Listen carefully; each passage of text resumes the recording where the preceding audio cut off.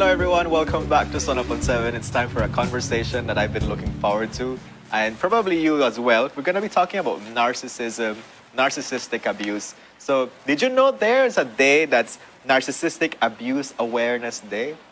It's commemorated on June 1st, and what we celebrate are the persons that have moved on from that narcissistic abuse, which is pretty interesting. Thank you, Amiee, for that perspective. So to talk to us about what the day is about, and of course, talk about narcissism and the definition and how it manifests itself, we have Jemma Williams, an activist. Jemma, good morning. How are you feeling? I'm doing good. Yes? Thank you. Awesome. I love having you here, Jemma. I love you so much. And we're also having Amiee Jex, no stranger to our couch. Hi, Amiee, good morning. Wonderful to be here. Thank you so much for joining us once more. Bring out this perspective of Narcissistic Abuse Awareness Day. I'm really excited about this conversation because, we have not touched on this ever. Yes. So you guys are really going to bring this to life so we can be able to highlight it. Yeah. Let's talk a little bit about narcissism. I think maybe to put it into context so people can understand, we'll start off maybe with a real life experience of what it's like to be living with a narcissistic person, working with a narcissistic person. So Ms. Jemma, Okay. I don't know if you can be able to provide some context for us. Yes, I do. Actually, I have asked around some people who I know have experienced narcissistic abuse in the work environment and share their stories. So here goes.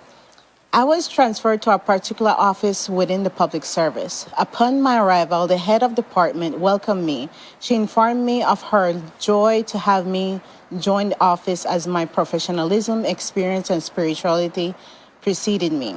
Most importantly, she said, I was of the same color as her.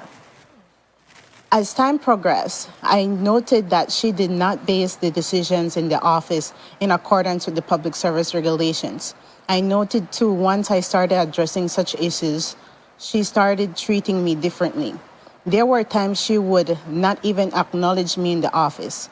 Nonetheless, I did as I was assigned to do. When I started doing research to help the public officers within the office, it became a major issue. I was called into the office.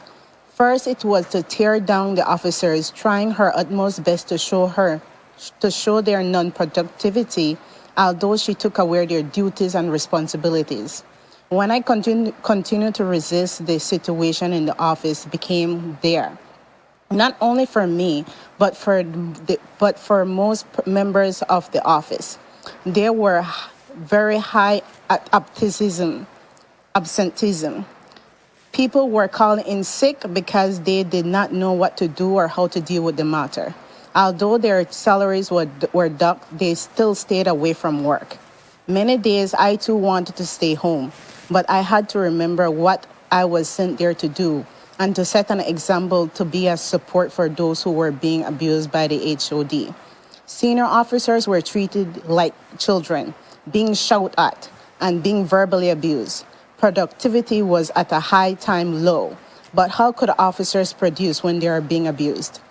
One day, I was called into the office and was asked my opinion on certain matter. When I gave my opinion, I was told I was disrespectful. Now that blew my mind because it was like I was being set up. I was called in another time to reprimanded regarding a request and a query I made. This lady banged on the desk, reminding me of who she is in that office, reminding me that not even the highest authority in the land can do anything about the way she managed her office. I was transferred after many fights. I breathed a sigh of relief, but not for long, as she made it her business to approach my new HODs, trying to throw me under the bus. Her vindictive nature had no end. Though I was no longer working with her, she wanted to ensure that I would be hurt. I never saw such evil in the public service before. Sadly, it continues today. Wow. That's something. And I thank you for sharing that story, Jemma, because whenever we think about narcissism and narcissistic abuse, we often think about emotional relationships like partners, but you shedding the light into something different, which is your work environment, which I feel that we often tend to interact in such spaces with such persons. So it really is. I just really want to point out is just this is a real life story, and the thing that kind of stands out for me is like how continuous abuse really is. Like you can move far wrong from that person, but that person can evidently try their best to still be at you. And so that is something I think really key for people to understand how like it can follow you. Yes, it can. And sadly, narcissists in the work environment, they will destroy you to no end until you decide to either resign from your job, Get transferred. you're transferred. Yeah. You know, so it's very, very complicated because in this time and age, we do not want to leave our jobs. Sometimes we do enjoy what we're doing, but I like bread and butter. yes, and to deal with someone who is narcissistic is not easy at all. Yeah. Amiee, so to bring you into this conversation and put some more light into what narcissism and narcissistic behavior can manifest itself, can you enlighten us there? There's so much to unpack after that story, Yes. right? So where do we start? First, I'd like to point out that narcissistic abuse syndrome is not necessarily perpetrated by someone who has narcissistic personality disorder. The diagnosis of that narcissistic personality disorder is a person who meets specific criteria where their personality is inflexible. Now, when we talk about narcissistic abuse syndrome, we talk about someone who is being selfish on purpose and in that way emotionally abusive in a way where they manipulate the person in order to meet their needs. So that doesn't have to be done by someone who meets criteria for narcissistic personality disorder, which to be diagnosed with any personality disorder, it takes a number of years, good observation, a lot of things. But as Ms. Jemma knows, you can experience narcissistic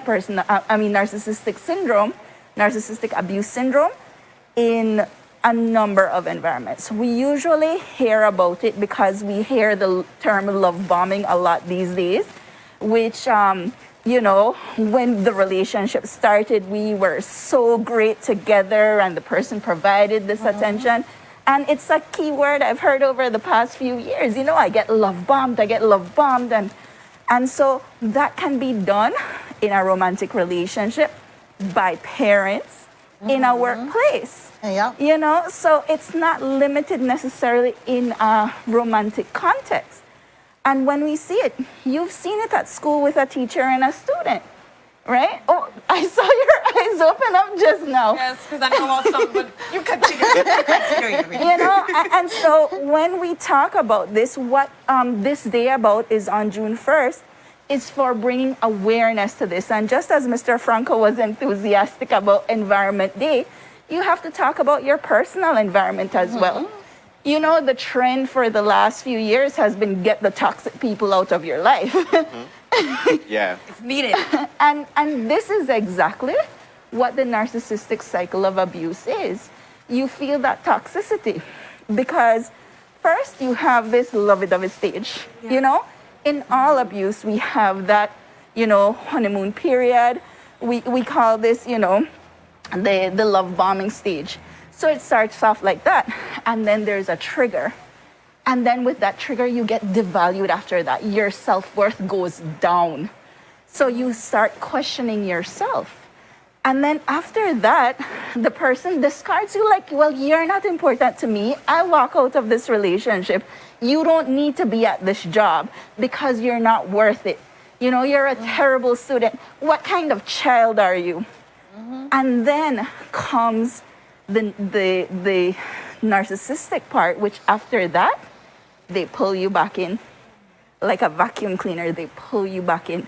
And it starts over. Once they start getting your attention back, you go back into the whole cycle of love bombing, triggering incident. Ms. Jemma, you... Yes. The thing is, like in the work environment, let's say the narcissists know that you want to escape, like resign or transfer or things like that. You have to do those things silently because they will stop you from even getting a transfer. They will stop you from anything, So in the work environment, if you want to do an escape, you have to plan that. You have to reach out to people and not let narcissists know that you are trying to escape. So it's like a secret thing you kind of have to. Yes, you can. Yes, and along with that, It's similar as in any abusive situation because you know you are seeing that this person is trying to get back into your good graces. And the thing is, for anyone who has experienced something like this, you already have a dynamic where this person can manipulate you.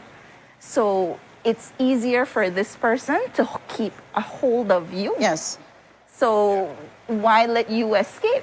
Yeah. It's just easy to continue. And remember, when we have this, one thing that must be pointed out is that they target your self-worth, sadly they do. Yeah. right? They target your self-worth. Right. That's what I was thinking, that there needs to be something that gravitates a narcissist towards you, right? I'm thinking your self-esteem, your self-worth, all of those things I'm thinking can make vulnerability. somebody You know, vulnerable.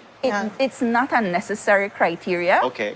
Because there are many people who walk into this type of relationship with very high self-worth and very high self-esteem, and over the course of this relationship, they break down because of the manipulation. So it's not necessarily that you are groomed in a particular way that makes you a Okay. target, All right. because it could be someone who walks in and you've heard it from a lot of women, I don't know how this happened to me. And you have heard it in workplaces as well as in relationships. I went in, I know my worth, I know everything, but somehow I just can't leave. That too. And it doesn't only happen to women, just to add to your, it happens to men too, you know, and it doesn't happen only to women in the work environment, but to men as well, right? And one thing to deal with narcissistic abuse in the work environment is to always document everything. Okay. Document when you're having an issue, sending emails, if you need to do recordings, if you need to write it down, if you need to let them sign, you need to let them see that you are documenting every single thing, because they can easily manipulate you in the work environment and say, oh, what you said was a lie, but you haven't documented. So to have, it might not be easy to set boundaries in the work environment, and you might get more destroyed if you do set boundaries, but not setting boundaries is giving them power. So it's so important to not stop setting boundaries. I like that. Right? So another thing is to always be aware that narcissistic abuse can also be amongst co-workers. So it's so important to be careful who you discuss your personal issues with. I like that. Right. So I wanna ask something. I'm not asking people to go about diagnosing persons, but what are the things that they should be looking out when it comes to somebody being a narcissist? Well, That's a like I lot. said, self-centeredness. Okay. So it's all about them. Poor empathy. They can't put themselves in other people's shoes. You know, no sympathy. They kind of need things in their way. So you can look at a lot of those kinds of those things. So when you look at someone who's a narcissist, it's a pattern that they have to manipulate people to do things that they want. So at the end of the day, they're the more important ones. And they love to get praise at work Yes. too. You know, the thing is, you have to praise their hairstyle. You have to praise the way how they manage. You just have to boost their ego. You know, if you boost their ego, you become the narcissist's favorite in the work environment. Until a triggering thing happens. Yes, until something happens. Again, going back to the clinical difference is someone with narcissistic personality disorder is more likely to experience narcissistic injury because underneath everything they have a fragile self-esteem, whereas a person who does not have narcissistic personality disorder but behaves with these narcissistic criteria they are very likely to have a very high self-esteem because, again, they truly believe they deserve all this. Okay. Very entitled All right. people. So as we wind down this conversation, I want to ask you, Jemma, so what's happening on June 1st? What are you doing as an activist? What are you calling collectively as viewers to do on June 1st? On June 1st, I would just want everyone to know that it is World Narcissistic Abuse Awareness Day and to wear purple, you know, because it's similar to domestic violence, but it's very, very separate, you know, and we normally acknowledge domestic violence, but narcissistic abuse is also important and it needs to address. Okay. So it's more about awareness, because it's more about awareness and